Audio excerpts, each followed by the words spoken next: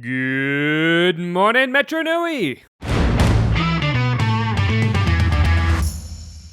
Welcome back to another episode of the Barraki Talk Show. We're your hosts, the Mielik brothers, Jacob, Samuel, Thomas, and we're glad you're joining us today as we talk our way through the weird and wondrous world of Bionicle. But first, coming up on the Barraki Talk Show. it probably had more to do with the set designers than the story writers. They're like, we love slugs, okay? Make another little freaky slug-like creature. That's why he sent the Rahkshi. He was mad that Takua lost. yeah, there and he's you like, go. oh, they destroyed my favorite team. He's like, I was Same. betting on that. Yeah, exactly. I would have sent Rahkshi against them too. I'm also still lightheaded from the gas I was inhaling earlier, so it's hard to concentrate. All that and more coming up on the Barraki Talk Show. Hey guys, before we get into today's episode, some of you may have realized that the Rahkshi episode was missing, as we kind of discussed some of the stuff from it in the recap. And this is because we made a mistake and we aired them out of order.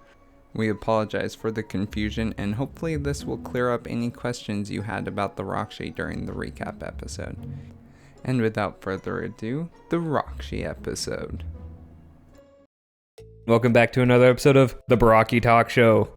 Rahkshi episode. Correct. Or Barraki, as we like to call them. We have a little bit of fun here. In today's episode, we'll be discussing the villains of the second half of 2003, the Rahkshi. Featuring as the main antagonist of the Mask of Light, the Rahkshi are surprisingly complicated both in the basics of how they function and the specifics of how they function. So strap in, because we'll go over it all as we dive deep into the Sons of Makuta. We'll start off by defining what a Rahkshi is. A Rahkshi is when a Krata, which is an organic slug-like being, is placed inside of Rahkshi armor. That is when it is first referred to as an actual Rahkshi. Otherwise, it is simply a Krata or Rahkshi armor. Mm-hmm. Only the combination of both is when they become both. Kind of like a single Borak. Yeah, I was going to say like a Borak. Yeah. So, a Krata is created when a Makuta takes some of their essence and solidifies it into like a tangible form. So this is why it's purely organic, because it is made out of the organic essence of a Makuta, essentially. Because of this, a Makuta can reabsorb a Krata into themselves to regain the power that they expended to make it. So a Krata is a unique and intelligent slug-like creature possessing one of 42 different Makuta powers. So You thought there were a lot before. Oh boy. Yeah, we'll get into that later when we cover specifically what they are. It's a lot. There doesn't need to be that many powers. Anyway. So, the Krata themselves have 6 stages no matter what power they are, which they advance through just through time and experience. So, like low level, they're just almost literally slugs, but they go from purely instinct-based to like smart Rahi levels of intelligence, all the way up to almost Matoran level of intelligence. So at that higher level, like stages 5 and 6, they're able to plan and use their powers as range, because the Krata can use their powers if they're touching, and then at the later stages, they can use them at range. They function a lot like if you gave the Chronicle themselves the powers of the Borak Call, right? So it'd be like if the Tana Call Krata or Krana could just shoot plasma. That's essentially what a Krata is. And I don't know why they named Krana and Krata so similar and have them act so similar. It just seems needlessly confusing to me. My headcanon is that at some point they were like meant to be related or connected in some way, and they just ended up not being that. It probably had more to do with the set designers than the story writers. They're like, we love slugs, okay? Make another little freaky slug-like creature. Because first they made the Borak, then like, do it again. Borak called, they're like, do it again. Like, it's like, we have all this extra rubber and these bizarre colors. What are we going to do? You would not believe the amount of slugs I can make out of this. Oh, yeah. When we get to the set parts, you would not believe the amount of slugs. It is ridiculous. But moving on, there is a secret 7th stage to the Krata growth. The Shadow Krata. That only happens if they have a certain gene in them. So, for some reason, like Makuta can't control if they have the gene or not. It's purely natural when they're formed. So, if they do, they can advance to the 7th stage of the Krata, which is called a Shadow Krata. So, the Shadow Krata have the same power that they have when they're made, but they can also infect masks and corrupt them from up to 100 bios away. They can communicate in Motoric, telepathically with people nearby, and they're about as smart as a Toa. So pretty dumb in my estimation. Or that's what Makuta would say, at least. Really quickly, while we're on the Shadow Krata subject, why doesn't Makuta just discard all the Krata until he gets a Shadow Krata? So you're not going to believe this? He literally does, and that's what starts the Shadow Plague. Oh. Silly me. But we'll get into why the Shadow Plague failed. The thing about the Shadow Krata is they're almost exclusively used without the armor, because if you put them into the armor, they lose all their special Shadow Krata abilities and just function like a normal Rahkshi. So that's one of the reasons why Makuta doesn't like only using Shadow Krata. So how you get the Rahkshi armor that you put the Rahkshi in is when you put a Krata into a tube of energized protodermis and then just wait for a while. So this is what they were in at the beginning of the movie. Those tubes were all full of energized protodermis and had Krata in them. So once the armor is made, it literally transforms the purely organic Krata into purely inorganic armor. You then put another fully organic Krata inside of it, and that becomes the full Rahkshi. So the armor is, of course, purely mechanical, just like a Borak. And when another Krata is placed inside, it activates. The important thing to know is it won't work if the armor and the Krata placed inside of it are not of the same power. So they have to be. So you have to have like a fragmentation Krata and fragmentation armor to make a fragmentation Rahkshi. No other Krata type will work in it. And the armor is created by having the Krata of that power. Correct. So like a fragmentation Krata put into the protodermis will turn it into a fragmentation armor. Yes. Okay. And Makuta can choose which power they give to the Krata they create. The only thing is they can't choose if it's a Shadow Krata or not. That's the only limitation.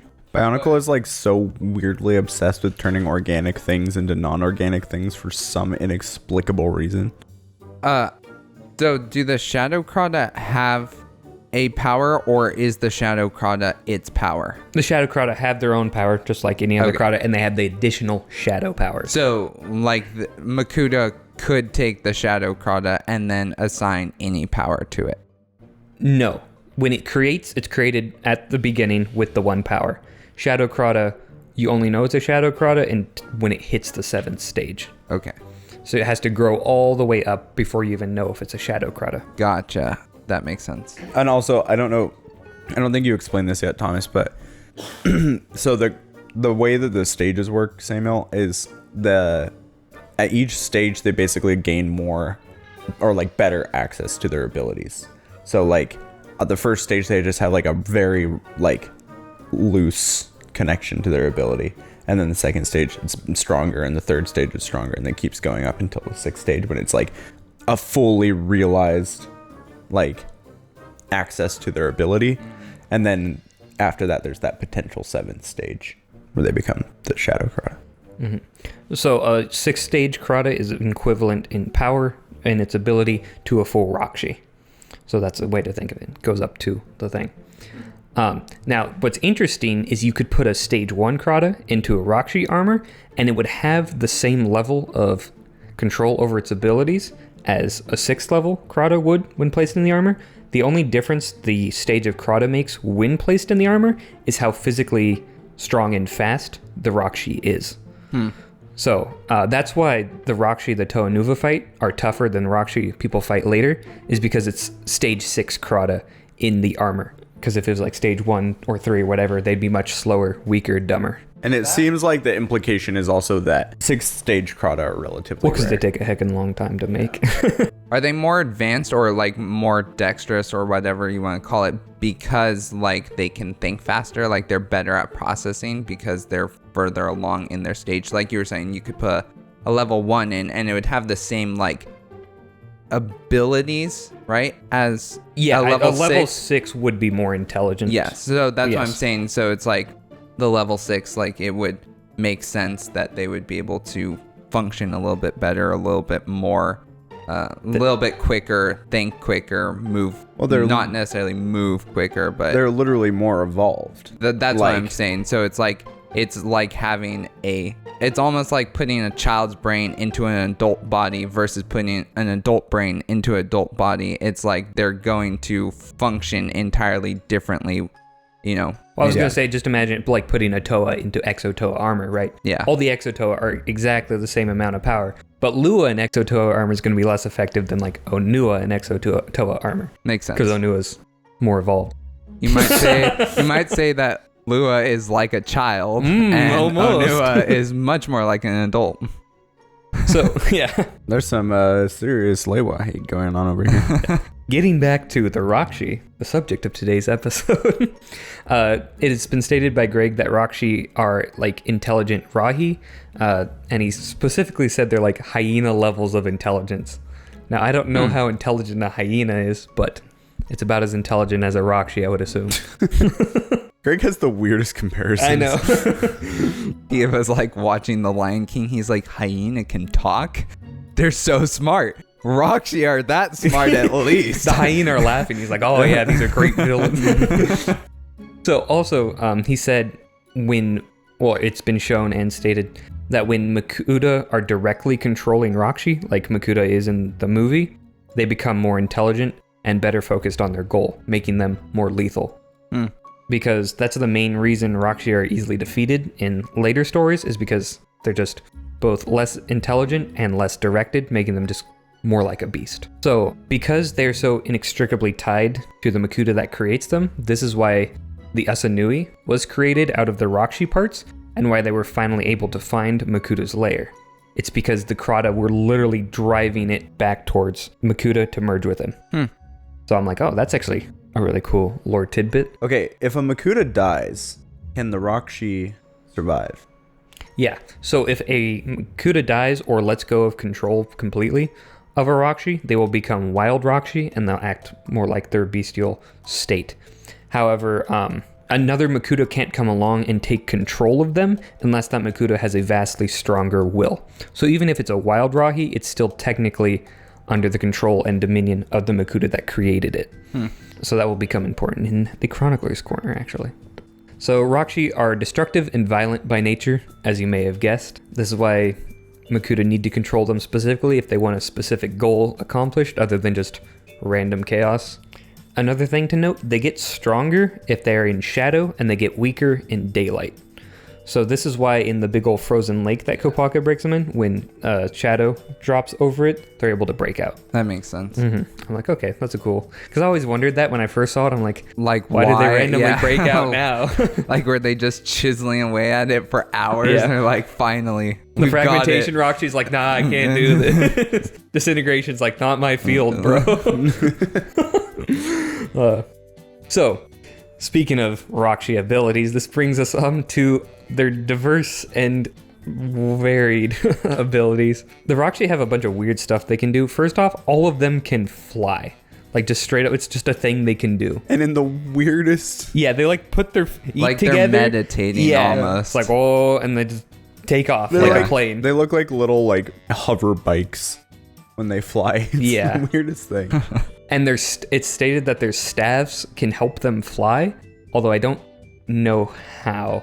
Like, I don't know if it's like a physical thing that balances it, or if it's just like it gives them better flying ability if they possess the staff. I feel like it must be a balance thing. Like, just, it doesn't make sense any other way, really.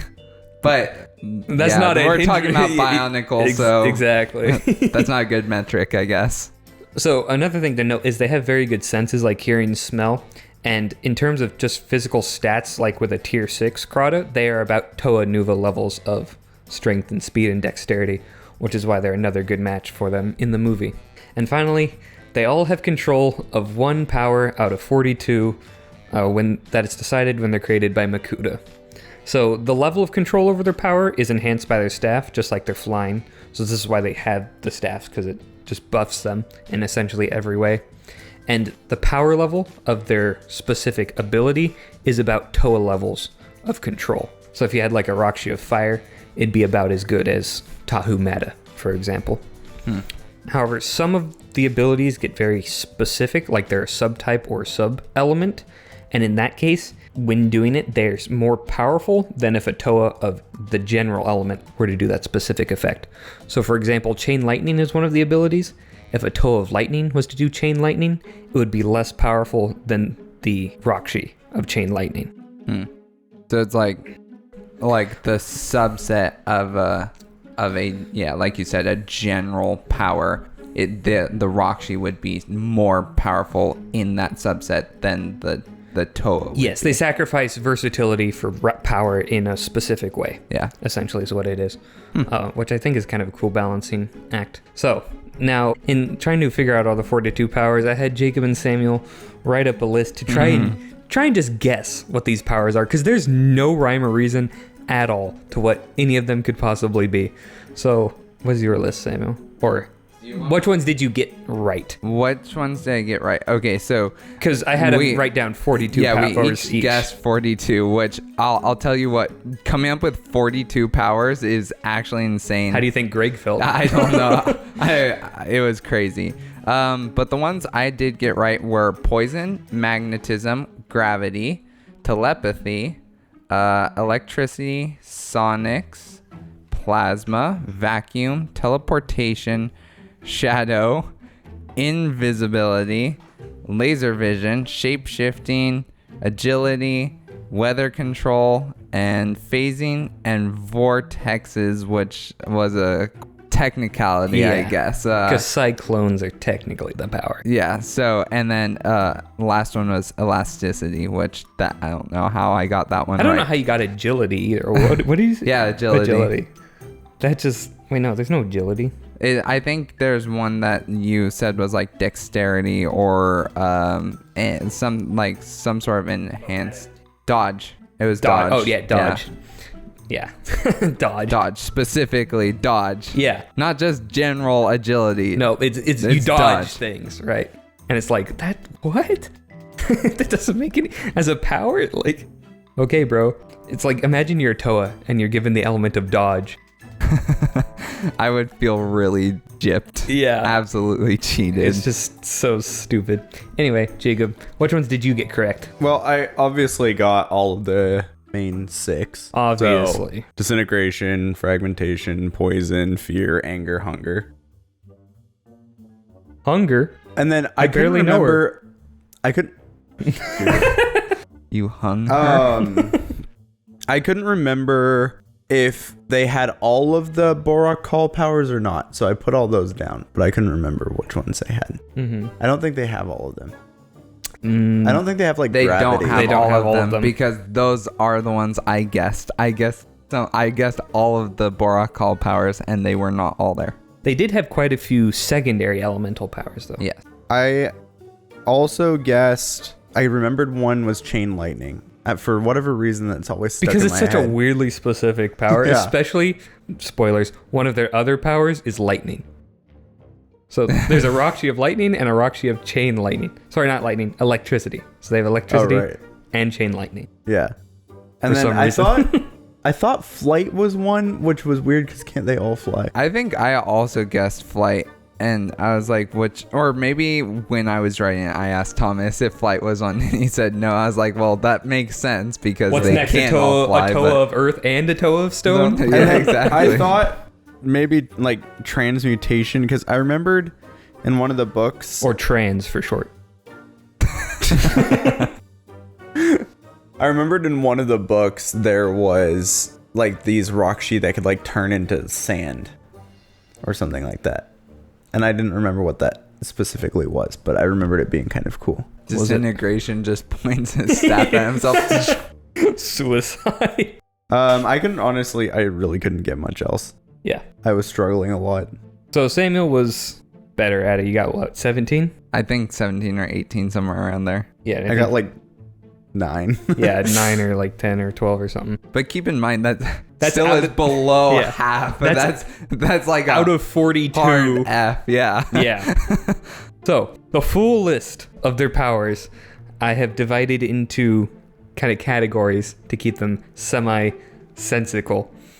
They have elemental powers, so they have the powers of darkness, electricity, gravity, magnetism, sonics, and plasma. 5 of which would later become actual secondary elements. Yeah. And darkness is technically an element that was the beginning. Makuta themselves have control over darkness, like a Toa does. Yeah, it's like the opposite of light. Literally. Yeah. I'm saying like It's just like that.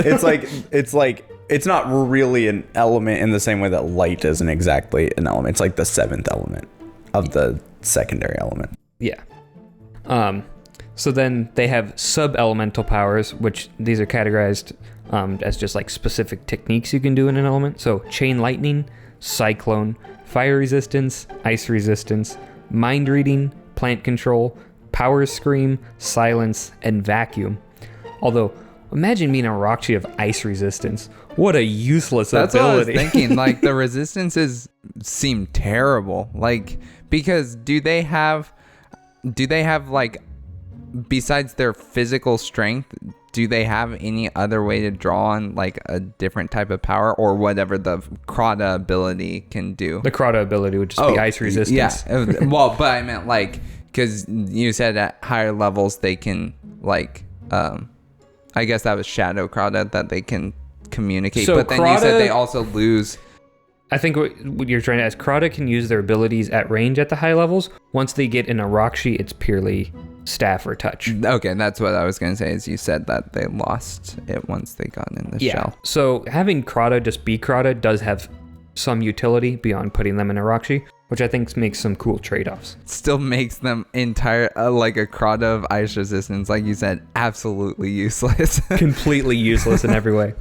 So then we move on to the physical Rahkshi powers, which are accuracy, adaptation, chameleon, which what the heck are these? Like, Chameleon, I thought it was. accuracy mean? I think I put shape shifting as one of mine, so I think that's probably similar. But I think chameleon is more. Shape-shifting's a different, Oh, is it? specifically called okay. shape-shifting. Yeah. So chameleon is like It's like, blending in with like a chameleon. yeah, like a chameleon. It's kind of like turning invisible.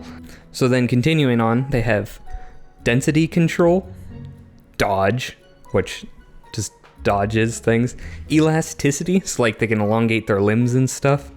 And then this other power is specifically called limited invulnerability. So it's limited in the sense of range of defense, not the duration. So they can just straight up be invulnerable as long as they're living and walking around. But it states that, like, also look that up because it gives some qualifications to the limited invulnerability. Invulnerable to physical harm from most attacks. Most attacks. That's very vague. Yeah, it's like you never know what the heck's gonna go through your invulnerability. I guess in that way it's kind of like Baldur from Norse mythology. It's like, yeah, he's invincible to almost everything. And for adaptation, it says instantly adapts to take maximum advantage of any condition or situation. Yeah, so what? What does that mean?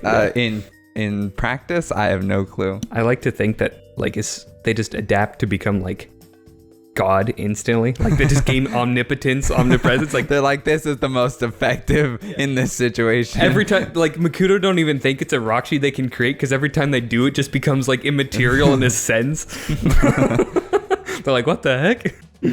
Anyway, so continuing on with still on the physical abilities, they have quick healing, shape shifting, slow, which just means like they slow things down. However, the next one is also stasis fields. So that seems way more effective than just slowing things down. It's like, do you want to slow something or make it permanently trapped in time? I think I know which one I would do in a fight. Hey man, you know what they say? It's not the tools, it's the tool user person. That's not what they say. Bro's a user. A tool user. Finally, the It's last... not the art. It's not the art. It's the art. Wait, no. What's the? Why can I not think of that phrase? It's not. A poor craftsman blames his tools. I mean, yes, Yeah. that's. I think The negative side the of it. negative. Yeah. Anyway, the other two physical abilities are teleportation, which obviously, and weather control, which is actually pretty useful and versatile. Just think of like Storm from That's X-Men. a good one. Yeah. So Next, we get to the mystical ones that I call, because they don't have any. You'll see. So that's anger, confusion, fear, hunger. Hunger in the sense of like it drains someone's power. It doesn't make you actually hungry. Then they have illusion, poison, and sleep. So poison also makes you go crazy, much like the anger one, but it also kills you with poison. So it seems like a straight upgrade to me. How is that one mystical? Because poison wouldn't denote that you make someone go crazy and turn on their teammates. Okay, that's fair. And then we have the purely redundant powers. So these are powers that like literally are just essentially the same thing, or one of them is strictly better. So this is fragmentation and disintegration and molecular disruption. Fragmentation says it destroys anything it touches. Disintegration says it reduces anything it touches to dust. And molecular disruption says it reduces any non-organic things to dust. So it's just a downgrade from disintegration, because disintegration you can hit someone with and they'll die. That's crazy. Molecular disruption, nope. They have to not be alive. I'm like, why do you need 3 powers that do the exact same thing? Because what if they accidentally it is struck very the ground? important. Like, how does it... Like, do they have control over what actually Yeah, gets they can like vaporized? touch their staffs to stuff and not Okay. blow it up. Yeah, because they have like Toa level control. And finally, the last 4 of the purely redundant category, there is Rahi control and insect control. Now, in case you don't know, all insects in the Matoran universe are Rahi. So the Rahi controller can also control the insects. Wow. Yeah. So It's cool. It's a electricity chain lightning situation. It's like you would always have Rahi control. And then finally, heat vision and laser vision. Both do the same. One just shoots lasers and the other shoots heat. That's the only... It's stupid as it sounds. All right. Yep. So those are all 42 Rahkshi powers explained and laughed at. As they deserve to be for most of them. Correct. There's like honestly like maybe 10 in there that I think are genuinely cool. Yeah. I'm like, you don't need this many. Especially, and some of these are so useless on just a Rahkshi, right? It's like a Rahkshi of quick healing. Just don't attack it. Yeah. It can't do anything, right? Yeah. I don't know. It's just very strange. That's how I feel about the ice and fire resistance. It's like they have nothing else. Like, they can hit you with their staff, but their staff doesn't do anything in particular. So it's like you just beat them with a stick, right? Like, that's essentially what they're doing. But the Toa moves so fast that it's like, this does nothing. They can just dodge him, Yeah. I know. Tahu just jumping out of the I would way. assume that you don't see a lot of Rahkshi of ice and fire resistance. Like, Yeah. it's probably just like, you know when you're like opening a pack of trading cards or something, and you get like a bunch of useless cards and you just keep going until you get the good ones? That's how I feel like it is for the Makuta. Well, they can choose They're what like, power they give their Krata. oh, they can? Yeah, that's Oh, what we that's said earlier. Oh, I missed that. So why the heck? So I'm guessing that's why there are none that I know of in canon that are ice or fire resistance. Even Greg is like, I don't want to write these. He only wants to write the cool ones, Yeah. obviously, like Cyclone. But why 42 then? Like, so arbitrary. Yeah, well, and it's like, I fill initially these thought, up. maybe it had to do something with the sets and like how many product there are, available, but no, there's not that many. It's just, It makes no sense. Greg was just like, you know what? I want to write 42 powers for the Makuta to have. No, they will never use them. If they did, they would win instantly. Yeah, what the heck is that about? He just gave Because it the one time you actually see the Toa fight Makuta, it's like, oh, they can't use their Makuta powers because they've been mutated. Yeah.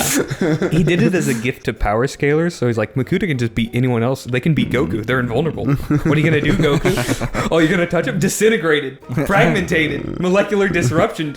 Gone. No, that only works on inorganic material. Good point. They use it on his hair. I feel like his hair is still Yeah, hair is organic. They use it on his key, so he loses all his powers.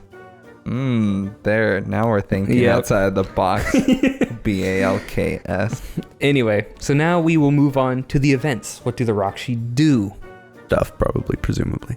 No, they don't do anything. Oh. I'm just joking. Rahkshi are actually pretty important, both in this wave and in lore later on, because I like Rahkshi. I think they're sick. I also like Rahkshi. So how the order of events went was that Makuta... So during the 1,000 years of terror the Matoran were undergoing, Makuta set loose Crota on Madanui to infect the masks and scare the Matoran. These are the Crota that infected the masks that the Rahi wear in the first wave. Right, so that's how he got all those infected masks out. But the Turaga eventually found all the Crota, scooped them up, threw them in a cave in Powahi in stasis containers, and just forgot about them for 1,000 years. So Rahkshi are, weirdly enough, considered a delicacy by Muwaka, like the giant cats that live on Madanui. I'm like, what would prompt you to put this lore tidbit in? First of all, how many Rahkshi are walking around in Madanui that the Muwakas can eat them? And first of all, why is it eating a mostly mechanical being? So it's Rahkshi specifically, not Crota. It's Rahkshi. I was like, what? What are you talking about? It's like, it's like shellfish, They just want to, they have to kill the whole thing, but they scoop out just the meat of it. Yeah. Honestly, that would make a lot of sense. But I remember reading it, I'm like, why? It's just so random. Especially since they don't really talk about, because that implies they kill the Rahkshi, right? Yeah. There's no other way it could mean, and yet, because in the first 3 years, they avoided killing anything. That's true. So I'm like, I don't know, just as... But now we know where the fire and ice resistance Rahkshi went. They got killed by the Malakas. Okay, so this is where the Shadow Crota, and after those Crota were infecting on the mask, he's like, I have a brilliant idea. I'm going to make tons of Shadow Crota, and then I'm going to put them in a humidifier and turn them into an aerosol plague. So this is called, I'm not joking, this is the Shadow Plague. He took a bunch of Shadow Crota and just misted them, and then just gas warfared Madanui with it. So it was actually pretty effective because it was infecting and sickening everyone that it contacted with, right? The thing was, it took a ton of Shadow Crota, which as we think took a lot of time to produce, and it just wasn't that effective because he couldn't cover all of Madanui. And once the aerosol whatever retreated, everyone was perfectly fine. So essentially he just have to keep pumping out Shadow Crota for the rest of time to make it effective at all. So that's why he gave up, because he's like, this isn't worth it. I'll just use normal Crota to do stuff. Completely makes sense. Yep. Hey, Makuta was an innovator. Okay. I'm like, worth a try at least. Is there a reason, and maybe we covered this, I just don't remember, but it seems like Makuta should have won well before the Toa ever got there, right? What was he doing for 1,000 years besides turning his Crota into it's all part of his plans. He wanted to lose. I feel like he could have just sicked a whole bunch of Rahkshi on the Matoran and the Turaga, and there's nothing they could have done. Yep, they would have been annihilated. I'm not arguing with you. It doesn't make any dang sense. But whatever. Dude had 6 Rahi, or 6 Rahi. 6 Rahkshi. He had way more than 6 Rahkshi. Yeah. 6 Rahkshi, and they almost wiped out all of the Matoran, just those 6, with the Toa already there. Exactly. They took out Takoro instantly. It wasn't even difficult. I don't know. Oh well. It took 1,000 years to make those Rahkshi, Jacob. It was because he was addicted to watching Kolhi games, right? So he couldn't get up off his couch. During the commercial breaks, he's like, oh, I guess I better do something. That's why he sent the Rahkshi. He was mad that Takoro lost. Yeah, there and he's you like, go. oh, they destroyed my favorite team. He's Honestly, like, I was betting on that. Yeah, exactly. I would have sent Rahkshi against them too. But what a weird thing to say. Are you a Makuta? Are you Makuta Pterodex specifically? I'm just imagining Makuta watching the Kohli game. I'm like, I bet 20 masks on Takua. Darn you. Then Takua, his sports idol, comes and kills him. No.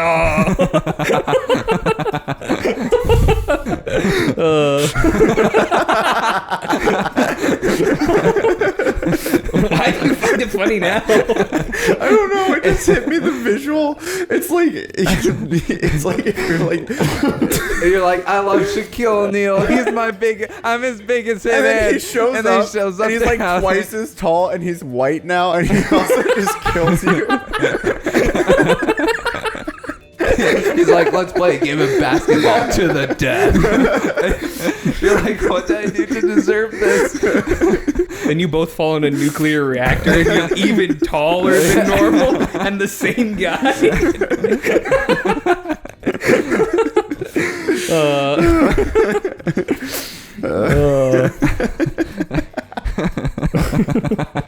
I just can't get over Makuta, the coal heap fan. I really want to know who Makuta was betting with, though. Like, who was, like he was probably betting making bets, but who was? He was probably betting on Hyuki because Hyuki was the reigning champ at the time, and Pokoro's been dominating. No. He was betting with the Rahkshi.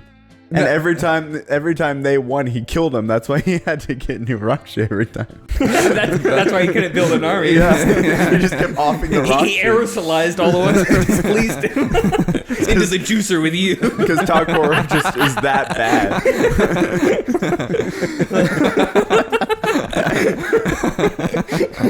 Okay, we gotta make some merch of Makuta just wearing a Takura Koli shirt. It says "I love Takua" on the back. Takua's biggest fan. What's the Harvey Dent thing? It's I believe in Harvey Dent. I believe in Takua.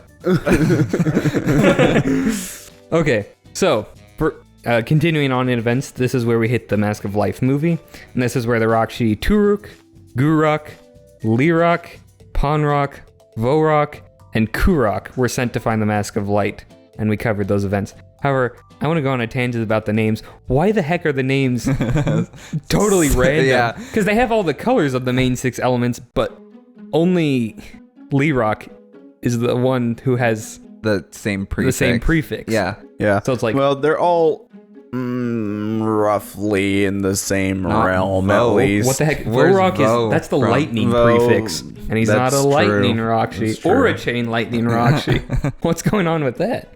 Anyway, it was just couldn't tell you. It'll happen with the Vaki too, and I'm just like, why did you do this? It's like if they were all different, it'd be like, sure, but then some of them have the same prefix, and it's like, well, now I'm confused. Yeah, Rahkshi are just very confusing all around.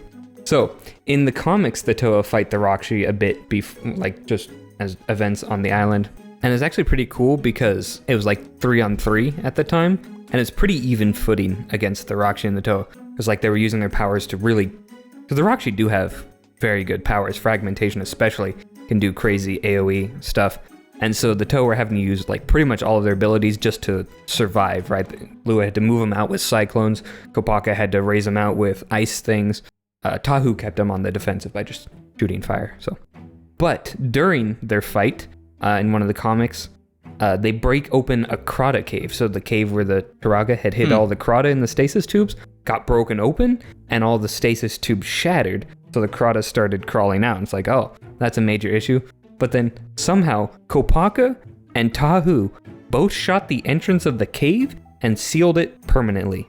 Now, Kopaka and Tahu do not have elements that mix to create anything that would block a cave The tunnel. steam was so hot, it melted the stone into magma, and it just dripped down and But what the heck is the ice solidified. doing? It was just so weird, because in the comic, it just shows half ice and half fire. I'm like, what am I looking at? This doesn't make any sense. And then the Turaga see it, and they're like, yep, they're sealed forever. They'll never get out of here again. And I'm like, why did you go through the trouble of putting them in stasis tubes if just a single rock could block them forever? And also, again, how the heck is it blocked forever from half fire and half ice? Maybe they put them in stasis tubes because they wanted to later transport them. They had 1,000 years to transport them. Maybe they were counting on taking them back to Metro Nui. Yeah, me and my 5,000 Krata. And also, it doesn't make sense because some of the Krata of specific powers are literally stated to be able to burrow through solid rock. So it's like, why is a boulder blocking them? They can just crawl out of there. Because I'm like, oh, that would explain why they have stasis tubes. Well, then why does the rock stop them? Anyway, it doesn't make any sense. It bugs me. Oh, look, in my show notes it says this plot point makes no sense for a variety of reasons. I also like that you point out that they're stronger in darkness, and they just sealed them into a dark cave forever. Yes. So if any of them could burrow through rock, they would definitely be able to burrow through rock. So, I don't know, Greg. Get on it, Greg. You're slipping up, Scooby. Anyway. I think we'll move on to closing thoughts before we hit Chronicler's Corner. That's just, I want to say, I think the Rahkshi served their narrative purpose really well, because just as Makuta is like Sauron, right? He's the Dark Lord that has all this stuff. The Rahkshi would be like the ring race. And I think they fulfill that because they're literally tied to the essence of Makuta, right? They're small in number, 6 instead of 9. They have a very menacing and powerful design. You see the Rahkshi and you're like, oh, these are bad guys, and clearly an escalation from the frankly weird looking Borak, right? Like you see a Borak and you see a Rahkshi, you're like, I know which one is going to try to kill me more. They're also super powerful, but not quite as powerful as the heroes. But when they're all together, it's like they're obviously a major threat. They're just purely evil, destructive, violent, and they're under the direct control of the Dark Lord. So like they just fit all like the evil harbinger special forces type. And the other thing is they're also very effective at the task they're given. Like they go to Takoro, level it. Maybe they're not as effective because they're so close to the mask so many times and just don't get it. I guess. Yeah. They're kind of stupid like that. I take back. They stink at their job, but they're fun. And it's interesting to see their development later on because they get to be used more like shock troops. Mm-hmm. So you see them either as the Wild Rahi form, where it's like it's a minor obstacle, or as like this is the really terrifying part of the army Makuta is going to bring. Yeah. They kind of remind me of like elites from Halo. Right? Like they're the ones that you go, uh-oh. Yeah. Yeah. I really like how they're used later on. I like them in the 2003 wave, but I feel like how they're used in the story later is more fun. Yeah, in a lot of ways. I really like it because that's where the 42 powers aspect really comes into play. Because like every time you meet a Rahkshi, you're like, what's it gonna do? How's it gonna use its power? What level of intellect is it? Right? There's so many factors to consider. Every encounter with a Rahkshi is exciting and cool. That's one thing I like about them.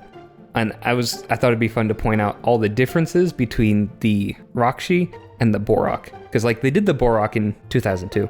And then they did the Borak Call, which are just the Borak. And they're like, for our next villains, okay, they're going to be a purely mechanical shell piloted by a purely organic being under the control of a greater intelligence, coming in 6 identical colors with different abilities. And they must be collected to go underground and stop their controller, where it ends with the hero falling into energized protodermis and gaining a new form. Does this sound familiar, anyone? No. Yeah. Anyway, I will apply the Borak Call defense of I like it though, so shut up and let me enjoy it. Yeah. Hey, if it ain't broke. What? If it ain't broke, what? If it ain't broke, it's probably not a Bionicle from 2003. If it ain't broke, it ain't a white boy. What? The heck?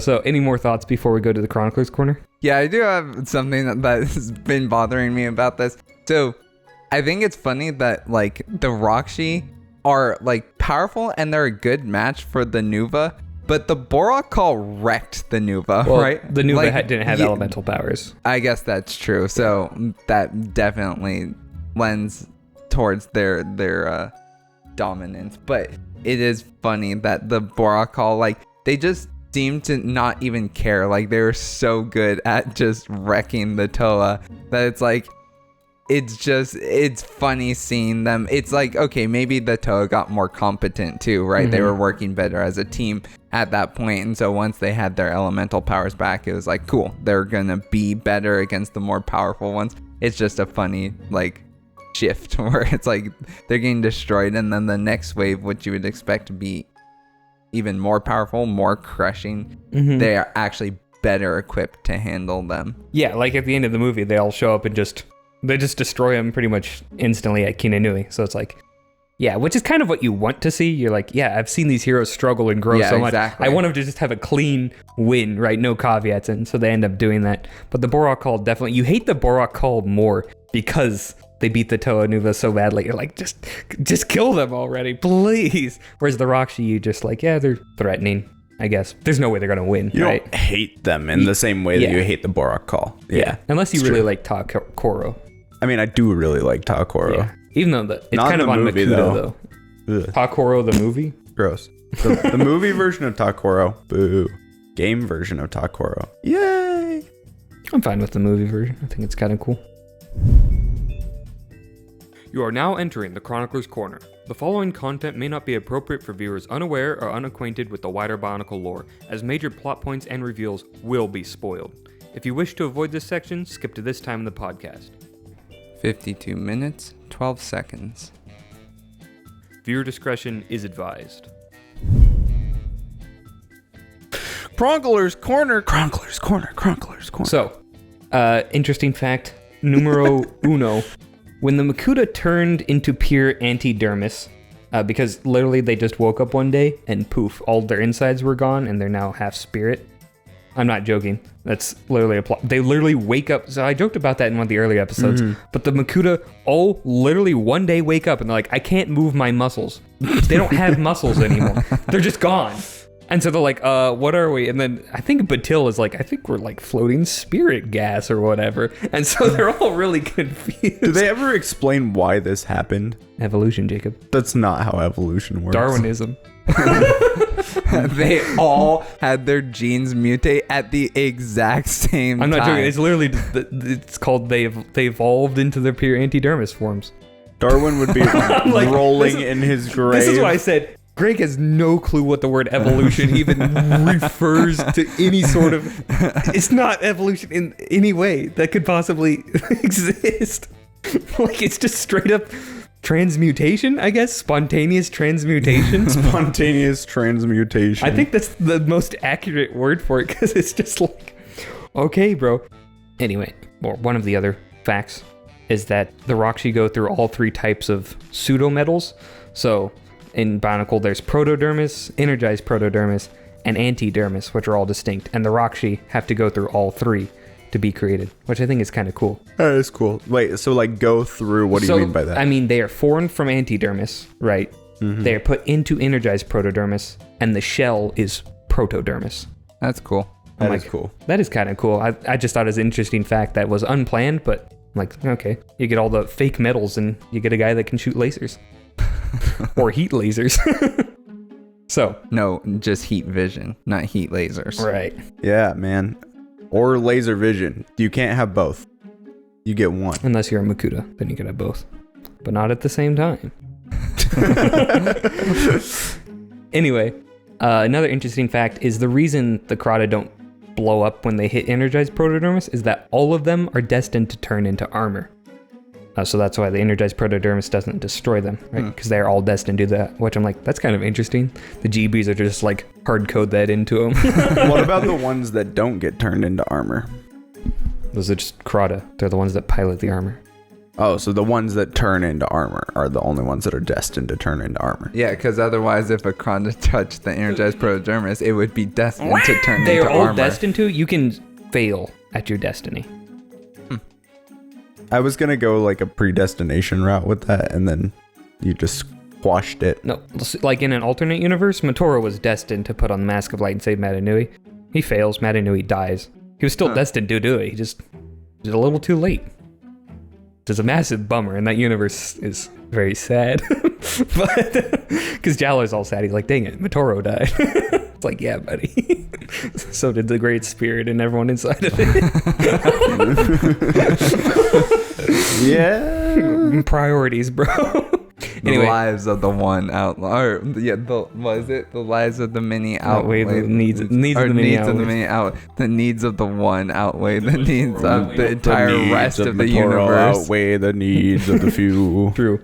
Anyway, the interesting implication of all of them being destined to turn into armor is that the Great Beings wanted Rahkshi in the universe. It's like, why the heck would you want Rahkshi?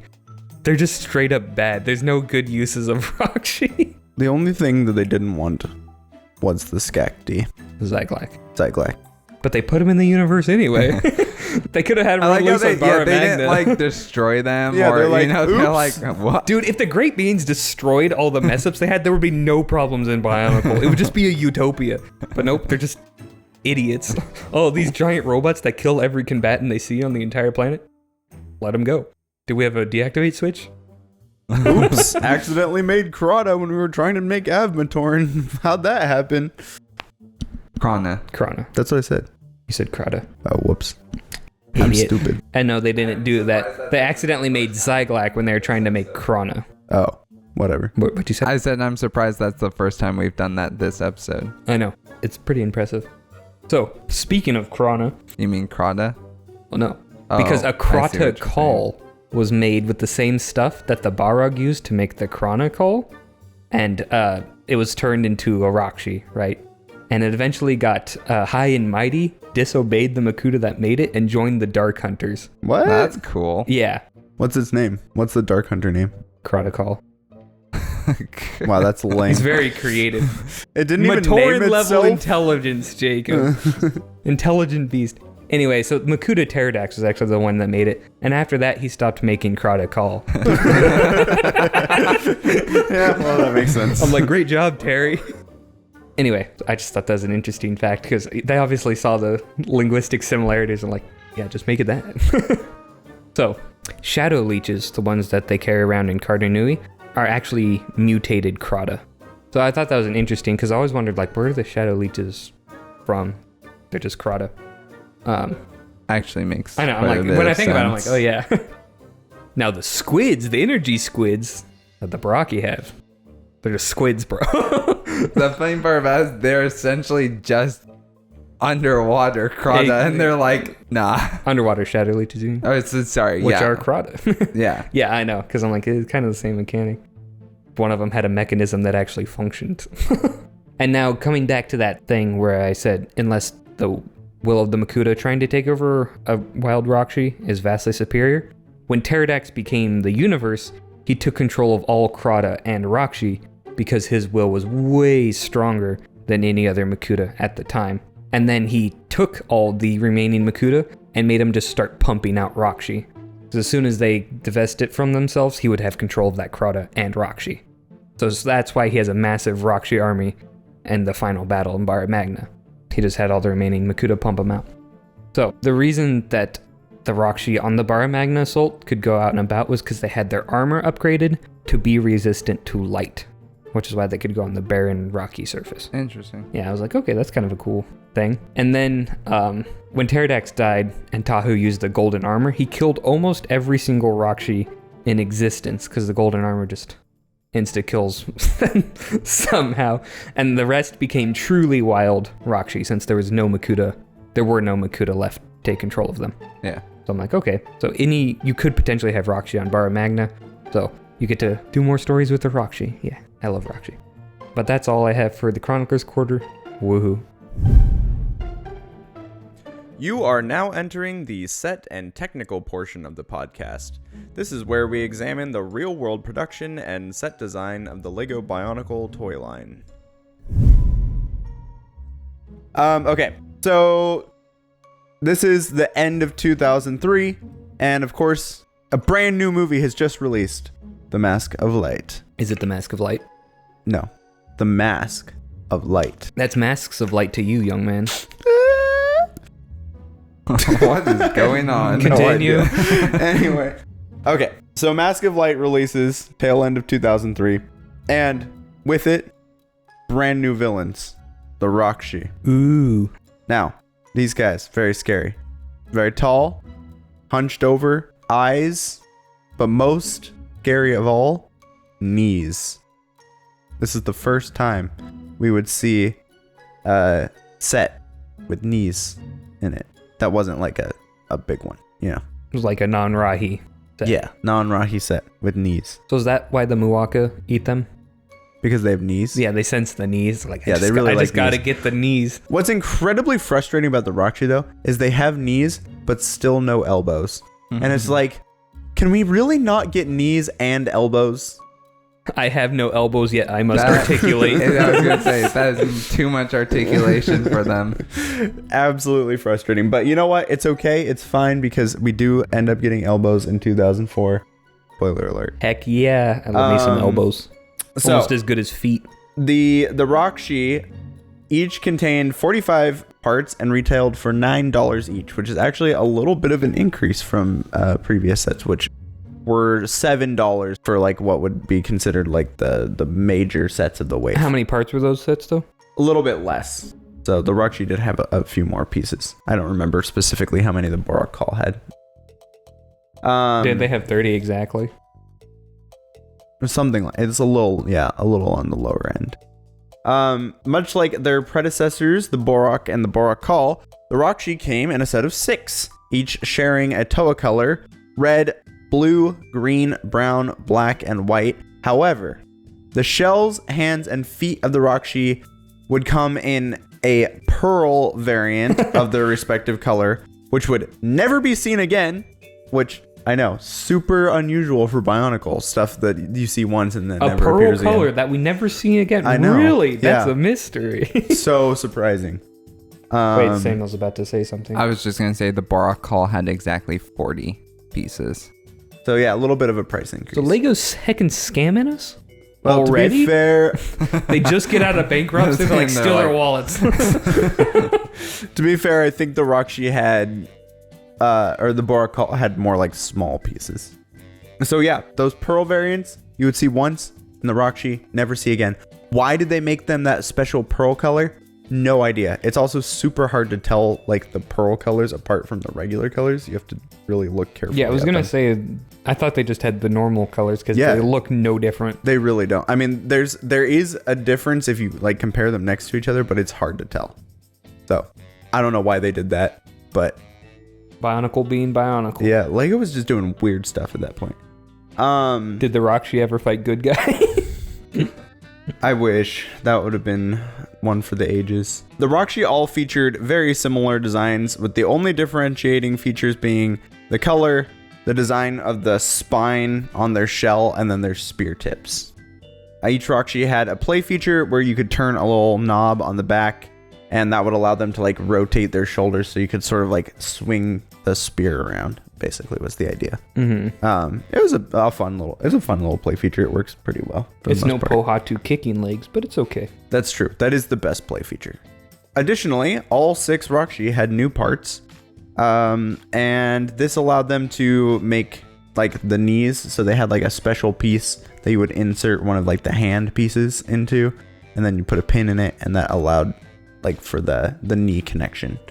I don't know why they felt like they needed to do it that way. I was going to say, it seems complicated for It's very complicated. Yeah. There must have been some like technical limitation at the time that forced them to do that, but that's how it worked. And technical limitation called intelligence. But yeah, still no bendable arms. So knees, but no elbows. Collectability. This was quite possibly. If you thought the Chrono was bad, oh boy, howdy, are you in for a treat? I didn't even think you could possibly get worse than the Chrono. Right? Okay, so the Chrono, like we discussed with the Chrono, they're little rubber pieces that are kind of worm shaped. So the Chrono are like can go on like the mask or on the head and like sort of function as a mask. The Chrono are like little worms that are like bent so that they can fit inside the shells of the Rahkshi, right? Mm-hmm. Each Chronicler, except for 2 notable exceptions, was dual molded in 2 colors. And the collectability on these things, there are you ready for this? 252 standard possible combinations with 6 additional special edition colors and 6 question mark, because we actually don't know for certain that this is true, but theoretically 6 more and a very rare special variant, and we'll get to that in a second. So that 252 number does not include those other 6 counts. So you're telling me Greg didn't come up with 252 powers for all the it's because there's the 6 stages. Oh yeah, so divide 252 by 6 and you get 252 divided by 42 is 6. So therefore... Is there actually... Maybe this is where the 42 came from. He was right. There's only 42 unique color combinations. Yeah, right? yeah. Maybe that's because there's 252 molding combinations, which include because each crowd has 2 colors, right? So put the 2 colors on one. And then there's 6 stages of each 2 colors, right? I don't know. Maybe. I don't know what the heck I'm talking about. I will try to explain it when I get to it. There's 42. I think that might be right. Each Rahkshi came with 1 Crota. So the actual sets, came with 1 Crota. And you could also purchase small Crota containers that had 3 random Crota and a sticker sheet. What kind of stickers? Just regular, like Bionicle stickers, like Rahkshi stickers. Did any other set come with stickers? I mean, it was pretty common for Bionicle merch to have stickers around that time, but not typically in sets. I don't know why specifically. They got to make sure you get your value out of the $9. Well, that wasn't $9. It was like it's a tiny like little container that came with 3 Crota. Oh, and it had stickers in it. So how much did that cost? Like, I think it was retail was $3. I think so. It's like a dollar per Crota. Yeah, it was expensive. Yeah. Makuta can make them cheaper for that. The Crota came in 6 shapes, each of which represents a stage of Crota development, and the colors would theoretically determine their powers. So the shape was the stage, and then the color was the power. So Bricklink lists 15 possible colors that could either be a head or tail of Crota. However, additional colors would exist as either a head or a tail, but not both. Does that make sense? No. Okay. Let me see if I can try to explain this better. So the 6 sets came with a unique color combination of Crota. So it was only, the head was one specific color and the tail was a different color, right? And it would always be that. But then those little Crota packs would come with ones that were either the head was that color or the tail was that color. And there were 15 possible colors for that. Or sorry, not for those, 15 possible colors overall. I'll show you a picture and I'll try to explain it better. Why is this so complicated? I literally spent 2 hours trying to figure this all out. Basically, from my understanding, it's just there were 15 colors that appeared at both the head and the tail at some point, right? No, 15 colors were either the head That's or the tail. That's what I'm saying. They appeared not together, not both at the same time. So 30 total colors that were exclusively head or exclusively tail. No, 27 that were exclusively head or exclusively tail. 15 that could be either head or tail. No. All right. 15 includes the ones that could be either head or tail. Because some of them... So there's 15 total colors that go into the Crota, correct? There are 15 possible colors, just general, for the Crota. Okay. Either head or tail. Okay. Let me just go through this real quick. Okay. This makes So no there are 15 sense. possible colors that could be either head or tail of Crota. However, additional colors would exist as either a head or a tail, but not both. Okay. In addition, there was a color that exists that's not listed on Bricklink at all, trans orange, and we'll get to that one in a second. That stands for transcendental, like platonic ideals and such. Exactly. All but purple and trans orange would be a combination of 2 colors, with the head being one color and the tail being another color. Okay, so these are the possible colors. Red, orange, yellow, lime, green, sand blue, blue, medium blue, brown, tan, black, dark gray, light gray, white, silver, pearl dark gray, metallic blue, and metallic green. Okay, those are all the possible colors that a Crota could be, head or tail. Okay. However, where this gets really confusing. Now it gets complicated. Yeah. The colors that Lego released a chart that had all of the Rahkshi colors. It actually didn't have all of them on it, but it had a lot of them on it. This is why it's so confusing. Okay. The colors that they listed on there are like super random. Like one of them is like lemon, and one of them is like is at least pearl light lemon, lime green, and one of them is like light metallic white or something like that. I don't even remember what they all are, but the way that they listed the colors is so bizarre. And so I actually found that sheet, but it's completely essentially useless because they don't use any of the standard color naming conventions. Aside from the original 6 Rahkshi, all colors could be either a head or a tail, but the original Rahkshi had unique color combos. Does that make sense? No. Okay. Well, I will continue, and then hopefully we can try to figure this out. I think I'm just stupid, not that it doesn't make sense. No, dude, I'm serious. This took me so long to figure out. I'm also still lightheaded from the gas I was inhaling earlier, so it's hard to concentrate. I'm not joking. The stove went out for a little bit when I was cooking. It's just blowing gas. Subscribe to our Patreon, please. Subscribe so we can get Thomas medical If you care. two would like to be part of a gas leak, Join us for our live recording where you may or may not get gassed. if I don't show up one day, you know what happened.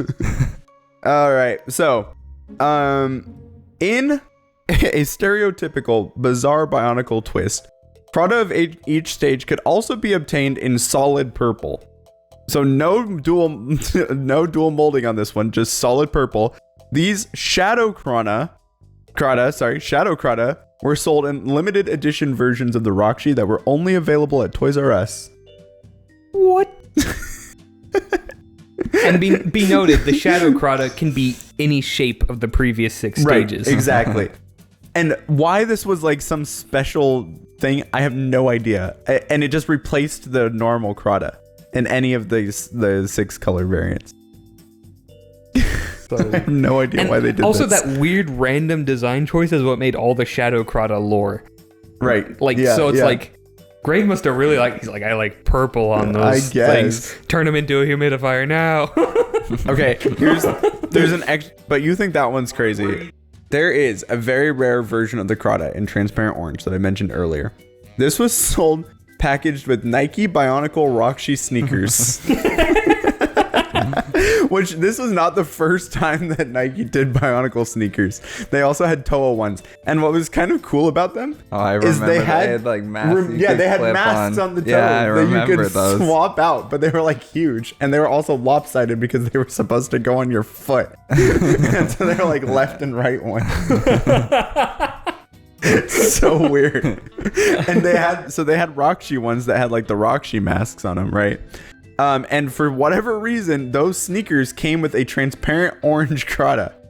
And we actually don't know if all 6 variants exist because these are so rare. Because like the kids that were buying them didn't care, right? Yeah. And it's like, and at that point, I don't think a lot of people knew about them. And they also weren't produced in the same factory that all of the other ones were produced in. So they're like a different material, sort of. These things go for insane money. I was looking at them on eBay. A single one is going to cost you like $800. What? And so no one owns all 6 of them that I know of that I could find. So these things are like the Infinity stuff. Yeah, basically. So I know a few people have like 2 or 3 of them, but I don't know of anyone who has all 6. So if you have all 6 of the transparent orange Crota, please get a hold of me and send me a picture because I really want to see it. But you also probably are a millionaire because I don't think any normal person can afford to spend $5,000 on Crota. So since the colors correspond to powers, each Rahkshi set would include a fixed color scheme for their Crota, but with a random stage design, like we talked about. The original Rahkshi sets also came in 3 variations. So they had with a CD, without a CD, and then the limited edition version that also came with a CD and replaced the normal Crota with the 7th stage Shadow Crota, and those were the solid purple Wait, what's ones. a CD? CD, like a CD, like it had like a micro CD in it. So Wait, the Rahkshi set had a micro CD? yeah. Yeah, so you remember those like small CDs that they used to have? Like the GameCube discs. Yeah, like Oh. GameCube sets discs. Uh-huh. So you know how the Rahkshi came in canisters? Uh-huh. It would actually be like in the top of the canister Oh, because it's circular, yeah. because it's circular, and so you could like take it out. And what was on the CD? Just like promotional stuff, like games and like the commercials and They ship you wallpapers. ads. Yeah, that kind of stuff. That's so weird. Yeah. Okay, so if you guys look at this, this is a picture of all their Crota, and you can sort of see what I'm talking about. So this person had them organized really well. So each one has its color variant next to it, right? So if you look in the bottom left, that's gold top or pearl gold head, black tail, and then right underneath it, black head, pearl gold tail. And then you can see each one is a different variant where its head is one color, on the top, tail is the other color, and then on the bottom it's flipped, right? And then the top 6 Okay. those are the ones that are unique to just the Rahkshi sets. And those would always be the same. No, this makes it all make a lot more sense. When I saw this image, I was like, okay, I think I finally get it now. And so I guess there's how many variations? Are there 42? Yep, 42. So that's where the 42 powers comes from. That's the 42 possible combinations. That's crazy. Yeah. And I guess some of them are just unique in their colors for some reason. But yeah, there you go. Okay. So now we're Rahkshi gonna lore was complicated. Yeah. This is why I wrote 4 pages on this, okay, man? It's nuts. It's so confusing. And thankfully, you will never see this level of collectability again. After this, the whole collectible thing is basically done. They saturated. They so saturated. It's dead forever. They killed it through all time. Because there's no more mask variations after this, aside from, like random one-offs. Yeah. There's no more like collectible things. Oh wait, that's not true. There's the discs and Metro Nui.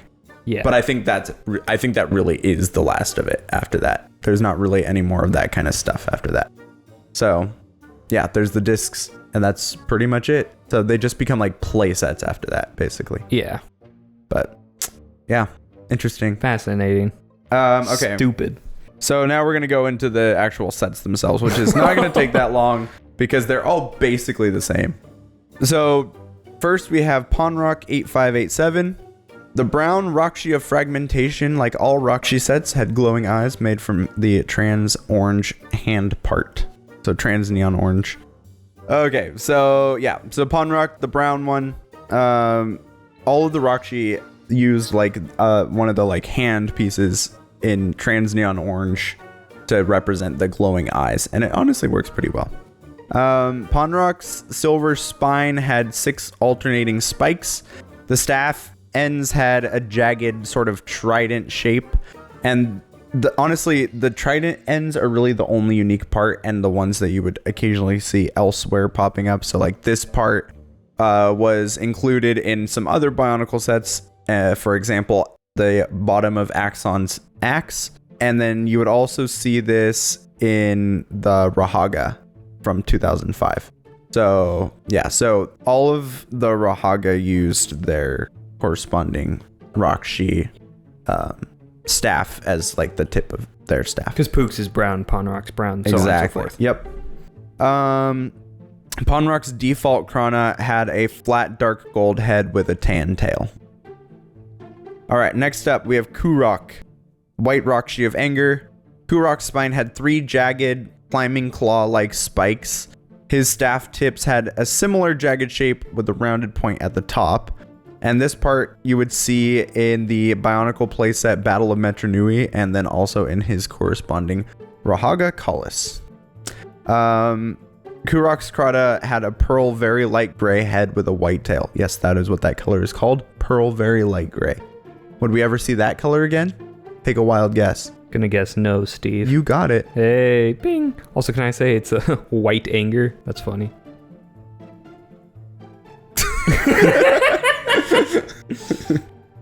For the audience, every time there's a pause, that's Samuel and I looking at Thomas very judgmentally. I cut out the pauses. The audience has never seen a more than 1 second pause in their entire life. Sorry, they've never heard it. Our audience is blind. Okay, so next up we've got Leerock, the green Rahkshi of poison. Leerock's spine featured 3 aerodynamic blades shaped similarly to Toa Nuva's air katanas. His staff featured a unique 2-pronged design shaped somewhat like antenna, pointing inwards toward each other.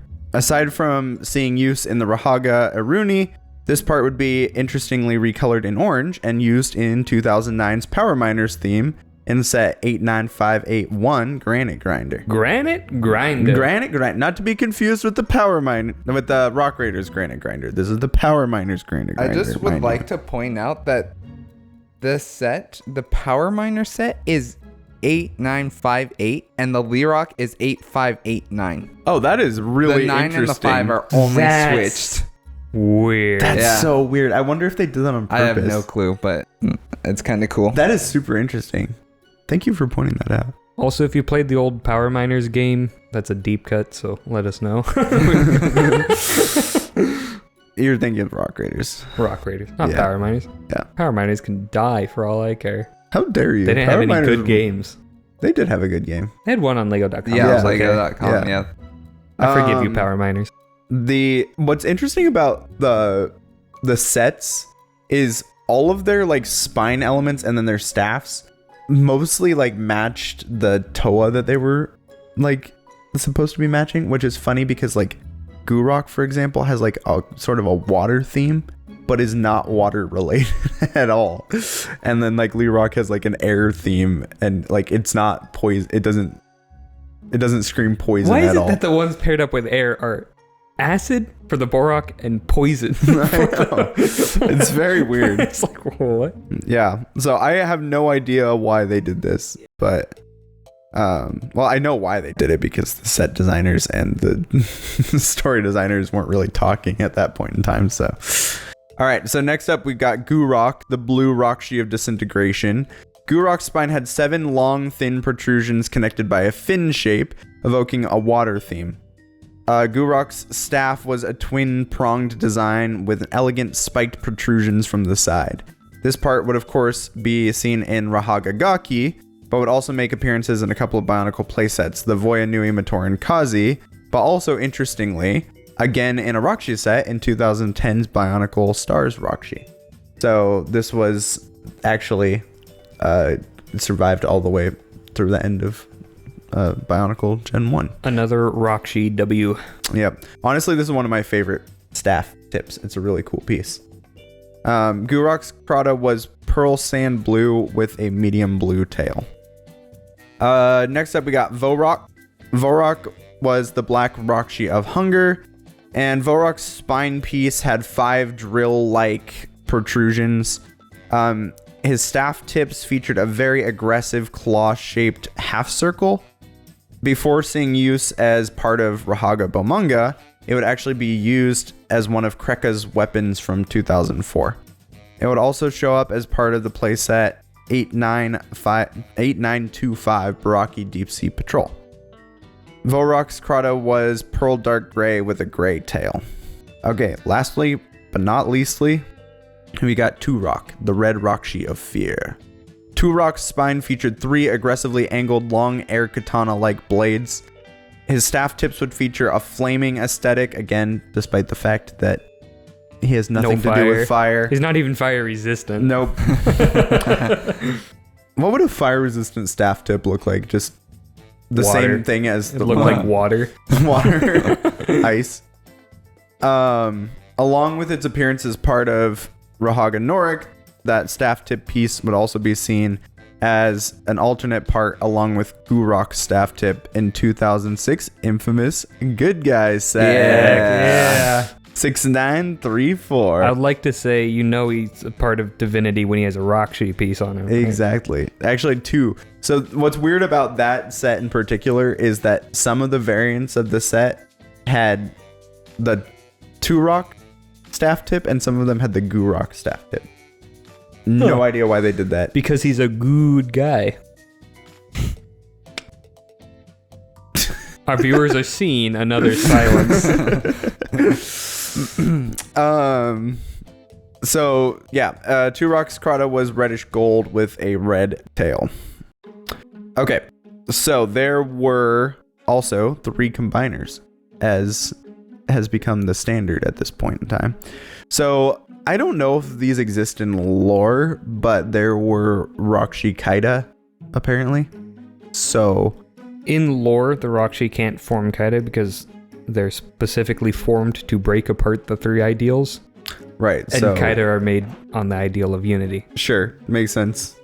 So they exist as designs, and that's it. And honestly, the Kaida Za kind of meh, but the Kaida Va pretty cool. I was gonna say the Kaida Va is pretty sick. It's like a Yeah. mobile weapons platform. Have the Rahkshi with a crossbow up top. Blah blah blah. So the Kaida Za was a combination of Turok, Lerock, and Kurok, and they combined together to make this sort of like dinosaur looking thing with 2 weird arms And it has feet for hands. 3 heads. It's very strange looking, and also the color combination is not doing it any favors. No, it's green, hideous. white, and It's red Christmas. is it's a Christmas Rahkshi. The worst gift you could possibly get for Christmas. Imagine your parents bring this thing home. Here you go, son. The reason they destroyed Takura was to get all the coal for the Badmatoran children. They just give it all to Akmu. Reverse Santa. But we all know who would get no coal at all. Jaller. Takua. What? See, the funny thing is, I was stuck between the two. I was like, is he going for Jaller or Takua? I'm not the sure real which option one. is Hafu, right? Obviously, No, Hafu. Yeah. Hafu is a given. Yeah. This is the additional one. Yeah. Hafu is the gift that was given to us. No, that's And- Matoro you're thinking of. No, that's a gift that gave itself. Dang, that's That's the gift that keeps on giving. it's very deep. Anyways, so next up we have the Rahkshi Kaida Va. So this one was Vorok, Panrok, and Gurok. And this kid, Gurok. this thing is way cooler than the other one. Heck yeah. It still looks heckin' weird, but it's cool. I would like to say though that they totally cheated on this one because Yeah, they didn't they even did. disassemble the one Rahkshi. No, they He's just- did. It doesn't have knees. It uses arms as legs. They Oh, I took out see. his That is really creepy, actually. Now. They just removed his knees. It's so funny. Yeah, it weird. looks kind of like some sort of weird, like It looks like Horse. someone riding a centaur. yeah, it really does. And I can't tell if it's actually supposed to be like it's riding, like a short Rahkshi is like riding this creature, or if it's supposed to be like they're connected in some way. It's very hard to tell. And it just has extra legs. I like Yeah. to imagine the first one is what an actual Rahkshi Kaida would look like, and this one is like 2 Rahkshi in a horse costume, and the other riding on top of it for a play. 'Cause that's exactly what it looks It like. does. I kind of want to build it in person and see what it like actually looks like. I would assume it looks exactly like the picture we're seeing. I know, but I want to see if like the black one like easily disconnects, or even if it's connected at all. So anyway, I don't see how. Yeah, I don't know. You are now entering the community portion of the podcast. In this section, we showcase some of our favorite creations from talented and passionate members of the Bionicle fandom. okay, so we have a lot of really cool Rahkshi like designs and art. This first one is Ghost Hunter Gun. He did some illustrations of the Rahkshi on Instagram, and I love these. Honestly, these are so cool to me. I just really love his art style in general. It's super clean, simple, but it gives each of the Rahkshi like distinct personality. Yeah. Right. Yeah, like Dirge over here. That's what I was thinking. I was like, it very much looks like Yeah. He Dirge. was probably inspired by yeah, it. his Yeah. style looks very Clone Wars-esque for sure. Yeah. But I just really like these guys, and I feel like I would love to see a Bionicle show animated in this style. Like, I think that would be so cool. It I looks have like no- the Mixels style. Like, I have no Yeah, it clue if he does. did this intentionally, but I mean, this is a 2003 wave, and Clone Wars Was 2003. Clone Good Wars. point. So That's that interesting. may be like meta, like he didn't think about that, but it would be interesting if it's like, oh yeah, I like intentionally emulated that style because it was would that, have been that time period. Yeah. That's really cool. I also want to mention something. So he gave some of his Rahkshi have the clawed feet, which is interesting because in the original 2003 wave, none of the Rahkshi had clawed feet, right? They all had kind of like the more flat-footed look, right? But if you look at the 2010 Bionicle Stars Rahkshi, Oh, it that's has a good clawed point. feet. Yeah. And so it makes you wonder, like, was that just a limitation of the pieces that they had at the time? Because honestly, I always kind of imagine the Rahkshi as having clawed feet because it seems like it just makes sense, right? And so I think that's really interesting. I think you could totally draw them either way and be correct. And there's like, I like the flat feet for when they put them together fly. Like I I don't like that they put them together to fly, but I think it looks best for flat feet when they put them together to fly. But the clawed feet definitely seem more menacing and evil. I'd also like to point out that the Korok, the purple highlights or like purple secondary color, looks really cool. It does. Okay, so next up we got Demet Siro on Tumblr. They have a really cool piece of Rahkshi art. This thing looks sick. It's clearly alien inspired. Totally alien, for sure. Definitely is giving Xenomorph vibes for sure. But this is kind of what I was saying. I'm like, if a Rahkshi was wild for too long, this is what I was thinking it would like seem more like, right? It's like prowling. It's like this thing is legitimately dangerous. So I just think it's sick and so clean. The reflections are phenomenal. Sick also, looking. did you notice that they gave it a tail? Oh. Yeah, it feels right. Right. Yeah. I guess because the spine is so curved, and we see that on a lot of like tailed animals, it seems to complete the look. Yeah. Very lizard-like. Okay, so next up we got Gamma Ray on Flickr. And these are some Rahkshi redesigns.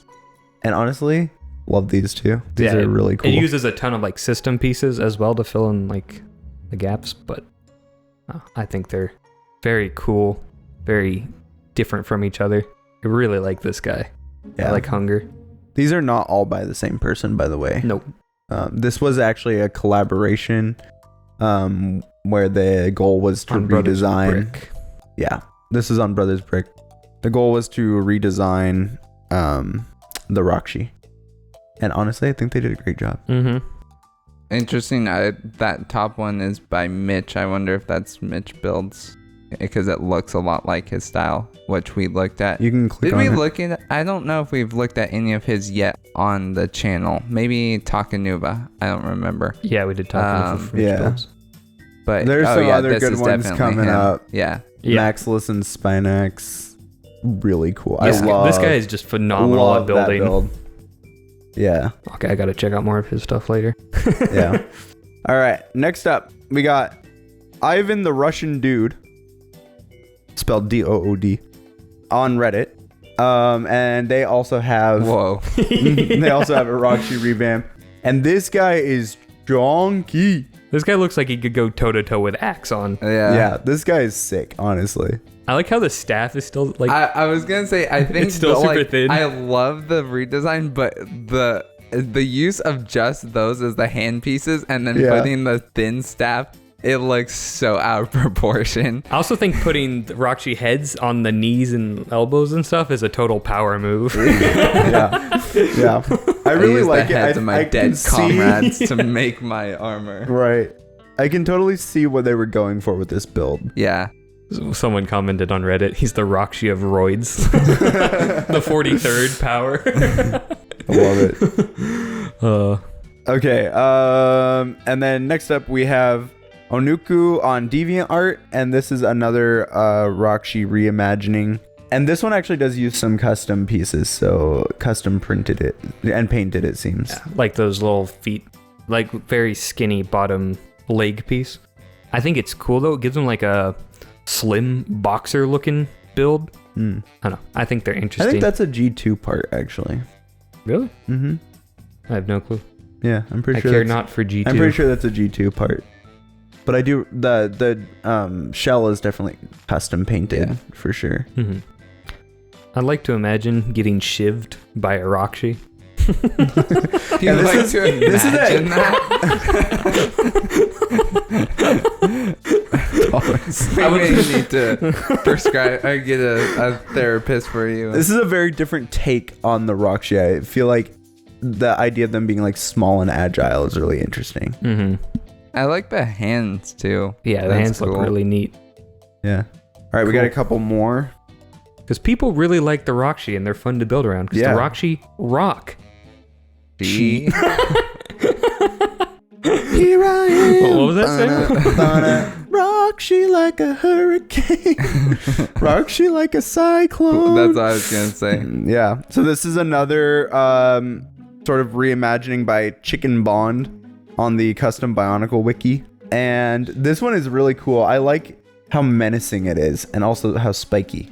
This thing looks like it would. It's like made to take out Hellricks. It looks like mildly unhinged. Like Yeah. it's not quite all there in the head. What you I know? like is it adds like personality to the Rahkshi. Like you can definitely see this Rahkshi being like intentionally malevolent, Totally. right? Like Yeah. Borak Call style. I want to like hurt you personally. Right. Is that a Tacadox piece? Yeah. Okay. Yeah. I like that use. It fits really well. Mm-hmm. Especially with the hunched posture. Yeah. Yeah, I really like this redesign. I was like, that's sick. And the posability is really nice too. Also, he puts the clawed feet on the knees. The Rahkshi always have to have something weird on the knees. Always. Always. Absolutely necessary.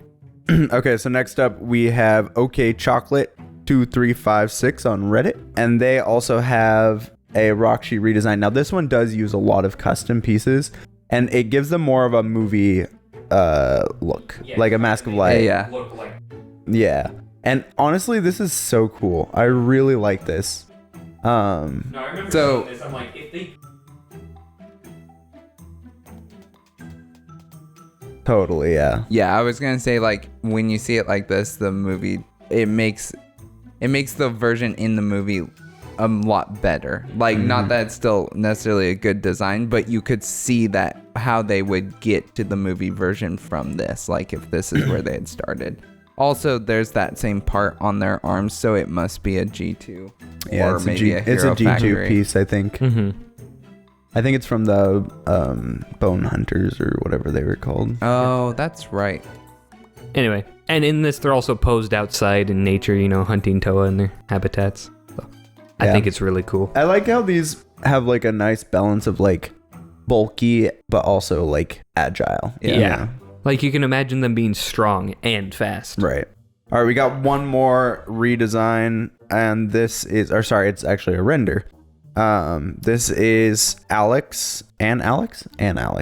Like one of many Alex. And Alex on Twitter. And he did this really cool Rahkshi render. Let's just say I wouldn't want to see this guy in a dark alley. That's faux show. Yeah, it really displays the fear factor and terror that a Rahkshi attack on Takoro would incite, right? Totally. It's like, heck yeah, I can... It's just sick. I love it. Shout out to our Blender users bringing our dreams into reality. A Blender render for you folks. I wanted to say one more thing. I don't know where this would fit in, but it was funny. When I was doing some research for this episode, I saw that there was a commercial where they had like the Rahkshi, and it was really interesting because you know how like the Rahkshi, their staffs are like connected, Yes. like between their hands. Apparently, they can just like mentally like dissolve that connection and use like the two staff ends as like daggers, sort of. Did you know that? Yeah. Yeah, I forgot to mention it. it was kind of cool. Yeah, no, And then they can just reform it at will. the Rahkshi commercials are quite cool. I Yeah. like them. Also, I guess that makes the staff a non-physical thing if it helps them with flight, because doesn't it dissolve when they go into flight mode? Yeah, it does. So in that case, I think it's just a straight boost to flying Yeah, ability. Strange. very strange. Anyway, those Rahkshi commercials are really cool. I like them. They're super well animated. Mm-hmm. I don't know why they didn't use those versions in the movie. It's like you had a fully rendered version that's set accurate. Your guess is as good as mine, Creative bud. choices of that movie confuse me. Samuel, any final comments? The Rahkshi are whack. Yeah. I don't know what they were doing, but they did it. That's for sure. Fluffy and white. It was a product of its time, that's for sure. Definitely. I mean, they're pretty cool though. Like, I like them in lore. I think, honestly, I mean, yeah, they're fun in lore. There's a lot of stuff that's questionable, but it's whatever. But I think more of where I'm like, wow, what were they doing is in the actual sets and just the collectability. It's a little insane, but I mean, it's fun to look at now. Yeah, I really like the Rahkshi. I think they're a great, like, both power benchmark for the world of Bionicle, and they're also just cool, fun, exciting villains that you can throw into any story. So I think they serve their purpose phenomenally, really. Yep. So with that, we'll end today's episode of the Barraki Talk Show. A Rahkshi edition. Oh yeah, make sure to tune in next week for our episode about the City of Legends, Metro Nui. And this will be a crazy episode to go over because Metro Nui is like the lore hub for the entire universe. So That's true. Make sure to stay tuned for that. We'll Rahkshi ya later. Get out of here. This brings us to the end of today's podcast. If you enjoyed the discussion, please follow us on Spotify or Apple Podcasts. If you like to watch instead of listen, you can also find us on YouTube. The Barraki Talk Show is only made possible thanks to viewers like you. Thank you.